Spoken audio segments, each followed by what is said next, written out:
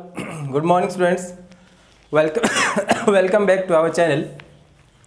Today in this class we are continue with our exercise 4.2 of determinants chapter number 4. But उससे पहले एक ज़रूरी सूचना जो आप लोगों तक शायद मैसेज के थ्रू पहुंचा दी गई है। सीबीएसई ने जो आपका सिलेबस था वो कुछ % कम कर दिया है। कंसर्न टॉपिक किसी पर्टिकुलर एक्सरसाइज से या चैप्टर से या किसी यूनिट से कुछ टॉपिक्स रिलीज़ किए हैं, कुछ हटाए हैं। Go through that topic, go through that syllabus जो आपको रिसेंटली भेजा जा चुका है ऑलरेडी आपके व्हाट्सएप ग्रुप पे। आप उसको देखें कि कौन कौन से टॉपिक किस चैप्टर से किस एक्सरसाइज से हटाए गए हैं। जो पढ़ा दिए वो बहुत अच्छी बात है, हालांकि हम आपको वो कराएंगे, लेकिन उससे पहले हम हमारा सिलेबस जो एज़ पर दिस सेशन, इस सेशन का जो न्यू सिलेबस है वो कराएंगे। उसके बाद आपको क्लास में वो जो बचा है वो आपके पर्टिकुलर टॉपिक्स हैं जो सीबीएसई ने हटाए हैं वो आपको हम क्लास में कराएंगे, राइट। तब तक के लिए we are continue with exercise with our topic determinant exercise 4.2। In the last video हमने आपको क्वेश्चन नंबर 5 तक कराए थे, जिसमें सिंपल क्वेश्चंस थे without solving, without expanding any determinants, what the conditions और what the property we apply to find that the given determinant is from left hand side to right hand side, कैसे हमने prove किए थे। अब कुछ आगे बढ़ाते हैं डिटर्मिनेंट को, कुछ प्रॉपर्टीज़ हमने पढ़ी थी उनको अप्लाई करते हैं, देखते हैं कि लेफ्ट हैंड साइड से राइट हैंड साइड प्रूव करते टाइम हम किस किस कंडीशन से या किस किस सिचुएशंस को फेस करते हैं। तो क्वेश्चन नंबर 5 है। Before that please open your book exercise 4.2 page number 120। Question number 6 है कि डिटर्मिनेंट आपके पास दिया गया है और कह रहा है कि that must be equal to 0। Question number 6 of 4.2, the given determinant is 0 a minus b minus a 0 minus c and this is b c and this is 0 and that equals to 0। जितने questions पहले हमने किए हैं उन सब में कहीं ना कहीं 0 वाले भी प्रूव किए हैं हमने। तो उन सब में हमारी कोशिश ये रही थी कि हमने को शॉर्ट प्रॉपर्टी कौन सी, या तो सभी एलिमेंट किसी रो या कॉलम के 0 कर दिए हों, या फिर किसी डिटरमिनेंट के 2 रो या 2 कॉलम हमने आइडेंटिकल कर दिए हों। तो ऑन दैट प्रॉपर्टी, उन प्रॉपर्टीज़ को देखते हुए हमने वैल्यू ऑफ डिटरमिनेंट क्या कर दी थी, 0 कर दी थी। यहाँ भी कुछ ऐसा देखते हैं, या तो सभी एलिमेंट किसी एक रो या कॉलम के 0 कर दो, या फिर कोई 2 रो या 2 कॉलम के जो एलिमेंट्स हैं, कॉरस्पॉन्डिंग एलिमेंट्स हैं, वो आइडेंटिकल कर दो। देखते हैं क्या करते हैं। देखिए, मान लीजिए मैं इसको फर्स्ट रो को c से मल्टीप्लाई करूं, तो आपको ये पता है कि when we multiply by any scalar to any determinant then the value of determinant will change by that times of the scalar. मतलब क्या है कि किसी एक रो या कॉलम को जब हम किसी स्केलर से मल्टीप्लाई करते हैं तो उस डिटर्मिनेंट की वैल्यू जो है वो उतने टाइम्स क्या हो जाती है, मल्टीप्लाई हो जाती है। तो अगर मैं c से मल्टीप्लाई r1 में करता हूँ तो इस डिटर्मिनेंट की वैल्यू चेंज ना हो, इसलिए मेरे को c से डिवाइड भी करना पड़ेगा। तो मैं डायरेक्ट ऑपरेशन क्या लगाता हूँ, सॉल्यूशन में मैंने कहा, मैंने लेफ्ट हैंड साइड ली, लेफ्ट हैंड साइड मैंने क्या किया, c से डिवाइड भी कर दिया और c से क्या कर दिया, मल्टीप्लाई भी। किस में, r1 में। ये 0 रह गया आपका, ये ac हो गया, ये माइनस bc हो गया। This is minus a 0 minus c, this is b c 0। r2 and r3 remains change, है ना, ये सेम है, ये चेंज नहीं होंगे क्योंकि हमने सिर्फ ऑपरेट किसको किया है, r1 को। तो आपको बताया गया है कि ये ध्यान रखें जब आप किसी, अच्छा इसकी कन्वर्स भी तो है कि आप किसी रो में से या किसी कॉलम में से कोई कांस्टेंट या कोई नंबर कॉमन लेते हैं that completely in outside from the determinant, मतलब वो जो आपकी कॉमन टर्म है वो पूरे डिटर्मिनेंट के बाहर आ जाती है और वो क्या आती है, मल्टीप्लाई में तो होती है। और जब हम उस डिटर्मिनेंट को सोल्व करते हैं तो लास्ट में परफेक्ट जो वैल्यू आती है वो उसकी मल्टीप्लाई में चली जाती है। तो सीधी सी बात है कि अगर आप मल्टीप्लाई करो तो डिवाइड भी करो, क्यों, क्योंकि value of determinant doesn't change, हमें चेंज नहीं करनी है, और अगर हम डिवाइड नहीं करेंगे तो वैल्यू डिटरमिनेंट क्या हो जाएगी, चेंज हो जाएगी। चलिए, AC एंड माइनस BC आपने यहाँ से देखा। अब देखें कि मैं अगर इसको B से मल्टीप्लाई करूँ और B से डिवाइड करूँ, किसको, इसको B से मल्टीप्लाई करूँ और B से डिवाइड करूँ तो क्या आएगा, देखना 1/B से डिवाइड भी किया, B से मल्टीप्लाई किया, दैट इज किसको किया मैंने, R2 को, किसको कर रहा हूँ मैं, R2 को। यहाँ किसको किया चेंज मैंने, R1 को। b से मल्टीप्लाई b से डिवाइड, तो r1 r3 both are same, ac this is minus bc। इसको करूँगा तो माइनस ab हो जाएगा, ये आपका 0 होगा और ये माइनस का क्या हो जाएगा, बी सी हो जाएगा, ठीक है। और ये आपका बी सी और ये क्या है आपका 0 है, ठीक है। अब मैं ऑपरेट करता हूँ, क्या ऑपरेट कर रहा मैंने R1 पे, क्या R1 माइनस R2 कर दिया मैंने, क्या कर दिया R1 माइनस R2 कर दिया। तो R1 माइनस R2 करने से क्या होगा 1/BC तो आपका सेम है, 1/BC तो आपका सही है। ये इसमें से माइनस R1 में से ये माइनस कर रहा हूँ तो माइनस माइनस क्या हो जाएगा 0 माइनस माइनस प्लस हो जाएगा नहीं, तो क्या हो जाएगा प्लस का ए सी माइनस 0 ए सी, और ये देखो b C minus minus plus B c cancel down and that is what 0। R2 and R3 again same, minus AB, this is 0 and this is minus BC, last BC 0, BC 0, ये आपका काम हो गया। अब देखिए अगर मैं R3 को C से A से मल्टीप्लाई करूँ, A से डिवाइड करूँ, देखो A से डिवाइड कर दिया, A से मल्टीप्लाई करना किसको R3 को बेटा, ठीक है। तो ये आपका है AB AC 0, this is minus of AB, this is 0, minus of BC and this is what multiplied by AB AC and this 0 हुआ। अब ये क्या होगा कि यहाँ से 1/ABC मैंने ऑपरेट क्या कर दिया, देखो ध्यान से R1 को क्या R1 plus R3 note plus minus R1 minus R3, तो ऑपरेट आप R1 को कर रहे हैं, AB minus AB is what 0, AC minus AC is what 0 and 0 minus 0 is 0. R3 and R2 again same, AB this is 0 minus BC, this is AB, this is AC and this is 0. You can see that in the last term of the determinant we find that all the element of first row are 0. If they all are 0, अच्छा आप ये ना करते उससे पहले एक बात और भी तो लिख सकते थे, there R1 and R3 both are identical, R1 and R3 both are identical, that's why the value of that determinant is what 0। और नेक्स्ट स्टेप में आपने किया all the element of this R1 0, that's why the value of that determinant complete is 0 and 0 into something is what 0, right hand side। ये आपका method था, simple सा question था कि आपके पास कोई डिटरमिनेंट दिया है, राइट हैंड साइड आपकी 0 है, आपने इजीली क्या किया फर्स्ट को C से मल्टीप्लाई किया, C से डिवाइड किया, वैल्यू डिटरमिनेंट सेम रही आपकी। फिर मैंने B से मल्टीप्लाई B से डिवाइड किया, फिर मैंने इन दोनों को माइनस किया, ये आया मेरे पास। फिर मैंने इसको C से मल्टीप्लाई A से मल्टीप्लाई A से डिवाइड किया, ये आया। और यहाँ पे या तो यहाँ जो आपकी फर्स्ट और सेकेंड जो है R1 R3 जो है ये सेम है, या फिर आप एक नेक्स्ट स्टेप में ये भी कर सकते हैं कि सभी कोरस्पोंडिंग एलिमेंट्स को आप 0 भी कर सकते हैं। This is the method to show that the given determinant will prove to itself as 0 without expanding, right. बढ़ते हैं नेक्स्ट क्वेश्चन की तरफ। क्वेश्चन नंबर 7 है आपका, फिर से वही डिटरमिनेंट का फॉर्मेट है आपके पास, और उसमें अब की बार 0 नहीं है। 0 नहीं है इसका मतलब we have to prove something that is 4a² b² c², ठीक है। तो ये ध्यान रखें कि प्रॉपर्टीज़ जो आपने सारी पढ़ी हैं क्वेश्चन नंबर 7 के लिए आपको अप्लाई करनी है आपको। तो देखें दिया क्या डिटरमिनेंट है आपका minus of a², this is ba and this is ca, this is ab, this is minus b², this is cb, ac, bc and minus c², that must be equal to what 4 times of a² b² and c²। कई बार जो आपका determinant है उसकी जो right hand side है वो आपको कुछ रिजल्ट देती है कि what we have to prove, तो आप उसको देखें कि a² b² c² है बाहर, तो मतलब कहीं ना कहीं ये है कि a b c 2 बार कॉमन आ सकता है आपका, a आ सकता है, b आ सकता है, c आ सकता है, they all are common 2 times, तभी तो आपका क्या होगा a² b² c² होगा। चलिए देखते हैं, क्या मैं R1 में से a कॉमन नहीं ले सकता, R2 में से b कॉमन नहीं ले सकता, R3 में से c कॉमन नहीं ले सकता, तो क्या लिखूंगा taking a, b and c as common from R1, R2 and R3 respectively, right. मैंने a, b, c कॉमन ले लिए किस में से, first second and third row में से, ठीक है। Then the common term is what a, b and c, मैंने सारे एक साथ लिख दी।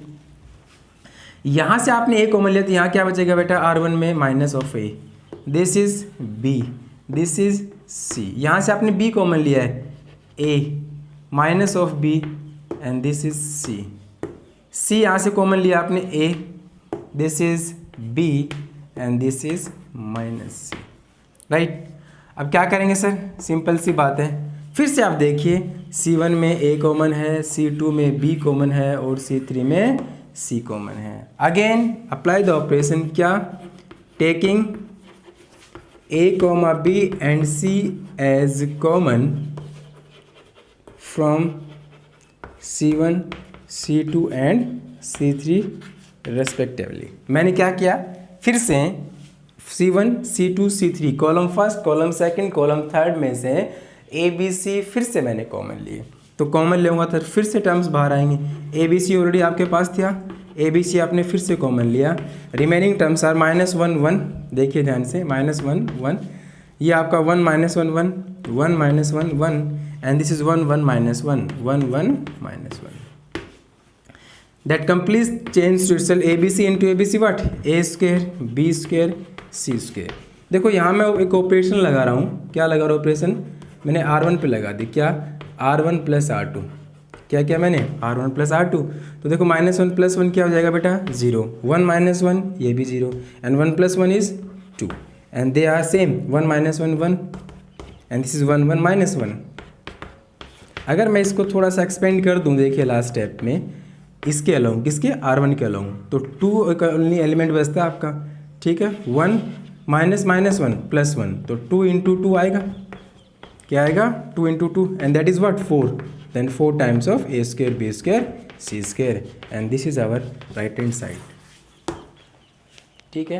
तो ये आपका एक सिंपल से क्वेश्चन थे, क्वेश्चन नंबर 1 to 7 तक जो आपको इजीली हमने कराए। अब क्वेश्चन जो 8 से आगे के जितने भी क्वेश्चंस हैं उसमें सब में क्या लिखा है, by using the property of determinant. अब इसमें नहीं लिखा without expanding, you have to expand, क्योंकि बिना एक्सपेंड किए आपके पास आंसर आएगा ही नहीं। क्या कहता है, by using the property of determinant in exercise 8 to 14 show that, आप जितने भी डिटरमिनेंट की प्रॉपर्टी है वो सारी अप्लाई करें, आप एक्सपेंड करें, कुछ भी करें, लेकिन आप रिजल्ट को प्रूव करें, शो करें। कुछ क्वेश्चंस आपके पास, अच्छा डिटरमिनेंट में जितने भी क्वेश्चंस आपके पास आने हैं, एक नंबर को छोड़ के जितने भी आगे क्वेश्चंस आएंगे सारे प्रूफ वाले आते हैं। क्या कहते हैं, bye using the property of determinant, bye using the properties of determinant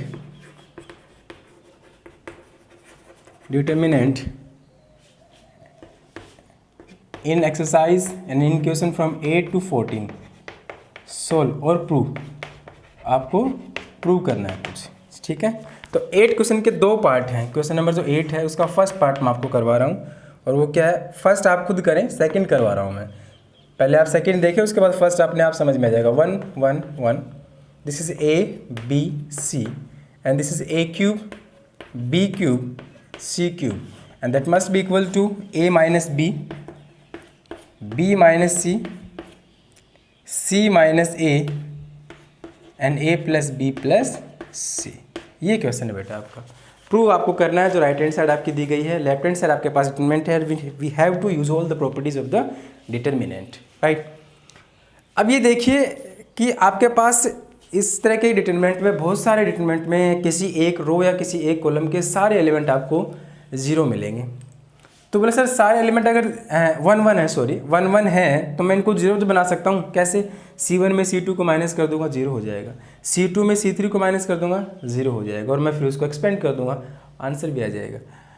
दूसरा जो आपका प्रूफ वाला पार्ट है right hand side, this is a minus B, B minus c, c minus है, ये किस तरह मिलेगा, देखो a माइनस बी मतलब जब C1 में C2 को माइनस करूँगा तो ऑटोमेटिक मेरे पास क्या आएगा, a माइनस बी, फिर मैं C2 में C3 को माइनस करूँगा तो क्या आएगा, b माइनस सी।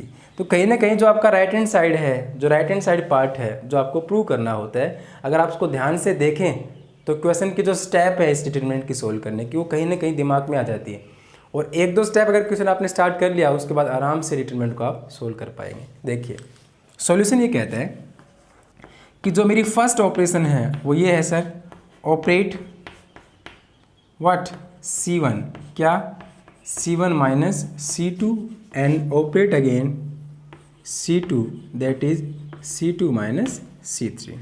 क्या है, हमने लेफ्ट हैंड साइड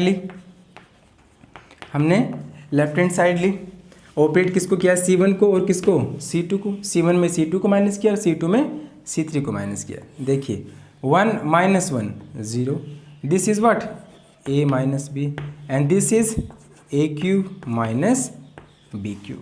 फिर मैंने C2 में C3 को माइनस किया, that again 1 - 1 0, this is b minus c, this is b³ minus c³ and this is 1 c³ हो गया। ठीक है, अब आपने 8th 9th 10th में कुछ आइडेंटिटीज आपके पास होती थी, a³ प्लस b³ और एक होती थी a³ माइनस b³। ठीक है, तो a³ प्लस b³ क्या थी आपकी, a plus b, a² minus ab plus b², और ये थी आपकी a minus b, a² plus ab plus b²। कुछ इस तरह का था लॉजिक, आप देखो ध्यान से। a³ minus b³ that is a minus b, a² plus ab plus b²। आपको वेरीफाई कई बार करना हो तो आप एक काम कर लीजिए, इसको मल्टीप्लाई कर दीजिए, ये हो जाएगा a³, ये हो जाएगा आपका a² b और ये हो जाएगा आपका ab², ये माइनस का b², ये माइनस का ab² और ये माइनस का बेटा b³। देखो ab² से ab² कैंसिल, a² b से a², क्या बच गया a³ माइनस b³। तो ये कुछ आइडेंटिटीज आपको वेरीफाई करनी हो, आपको चेक करनी हो तो आप कर भी सकते हैं।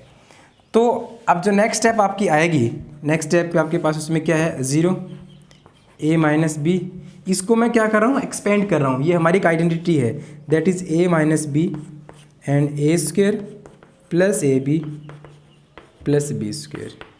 This is 0 b minus c, this is b minus c, b² minus of bc plus c², यही तो होगा, plus of bc and this is last 1 c³ आप देख पा रहे होंगे कि a माइनस बी C1 में कॉमन है, b माइनस सी C2 से कॉमन है।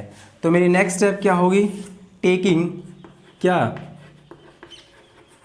a minus B and b minus c, a minus B and b minus c as common from C1 and C2।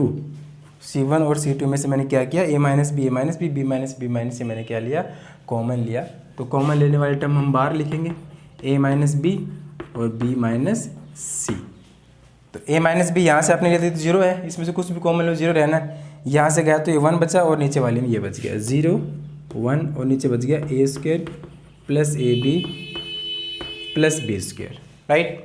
Next में फिर से यहाँ 0, ये आपका 1 और ये रह गया आपका b² plus bc plus c², b² plus bc plus c², और लास्ट आपका सेम है 1 c and this is c³ क्या आपका c² है, c³। ठीक है, अब क्या करेंगे सर, एक्सपेंड कर देंगे। क्या करेंगे, एक्सपेंड, ऑन एक्सपेंडिंग अलोंग किसके, R1 के, क्योंकि मैक्सिमम नंबर ऑफ जीरोज किस में है बेटा, R1 में थे। जब रिटर्नमेंट आपको हमने स्टार्ट करवाया था उसमें यही बताया सबसे पहले कि जब भी हम रिटर्नमेंट को एक्सपेंड करेंगे तो हम उस रो या उस कॉलम के अलोंग एक्सपेंड करेंगे जिसमें नंबर ऑफ जीरोज ज़्यादा होंगे।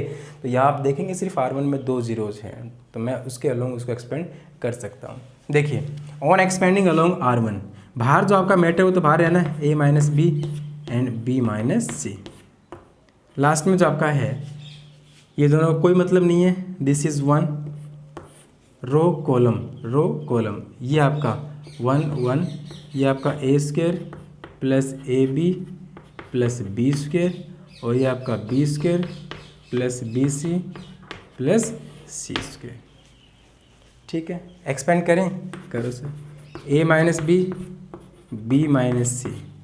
एक्सपेंड जब करेंगे तो मल्टीप्लाई करो, तो क्या आएगा, ये b² plus bc plus c² minus a² minus of ab minus of b²। ये हमने क्या कर दिया, इसको सोल्व कर दिया। देखिए b² से b² कैंसिल, ये c² माइनस a² हो गया और ये आपका bc माइनस ab हो गया। तो क्या आएगा, ये a माइनस b माइनस सी, और यहाँ आपका अंदर जो ब्रैकेट में है c² माइनस a² तो 1 है और bc माइनस ab 1 है। देखो इसको क्या लिखूँगा आप, c plus a, c minus a, यहाँ से आप सी माइनस ए कॉमन ले सकते हैं। फैक्टर जब करेंगे तो आपके पास क्या है, C square minus A square plus B C minus A B. तो क्या करेंगे, यहाँ से b कॉमन आएगा आपका, देखो a minus B, B minus c, this is what a plus b, a minus b, तो क्या बन जाएगा c plus a, c minus a plus यहाँ से b कॉमन लिया तो c माइनस ए, ये आया आपके पास। अब बोला सर देखिए ये c माइनस ए और ये c माइनस ए, ये बोर्ड पे आ तो रहा है ना सारा, तो c माइनस ए अगर मैं कॉमन ले लूँ यहाँ से तो क्या बचेगा, मैं वो रिजल्ट यहाँ लिख रहा हूँ। क्या था आपका पहले a minus B, B minus C, यहाँ से मैंने c माइनस ए और c माइनस ए कॉमन लिया तो ये c minus a and the remaining term is c plus a and plus b, then this is c plus a plus b, उसको मैं a plus B plus सी तो लिख सकता हूँ। व्हाट द प्रूफमेंट पार्ट, ये रहा आपका, देखिए मैच कीजिए, a minus B, A minus B, B minus C, B minus C minus C minus C, A plus B plus C, A plus B plus सी। तो प्रॉपर्टीज़ आपने क्या अप्लाई की, वही सिंपल, किसी में रो में चेंज किया आपने, किसी में कॉलम में चेंज किया, मैक्सिमम नंबर ऑफ जीरो तक आपने उसको कन्वर्ट किया और उसके बाद क्या कर दिया, एक्सपेंड कर दिया। Keep in mind the right hand side to prove the left hand side. बस राइट हैंड साइड को आप ध्यान में रखें कि क्या आपको प्रूव करना है। अगर उस कॉन्सेप्ट को आप समझ पाते हैं तो उसी के अकॉर्डिंग आप स्टेप्स अप्लाई करें, ऑपरेशंस अप्लाई करें और क्वेश्चंस को सोल्व करें। Thank you. In the next video we are continue with exercise 4.2 from question number 9। तो उससे पहले क्वेश्चन नंबर जो 8 का फर्स्ट पार्ट है उसमें सेम कंडीशन है, इसमें 3 रो के जो एलिमेंट है, एक रो के तीनों एलिमेंट 1 1 है, उसमें एक कॉलम के तीनों एलिमेंट क्या है 1 1 है। Check the right hand side and solve the question in the same manner. Do yourself. Thank you, have a nice day.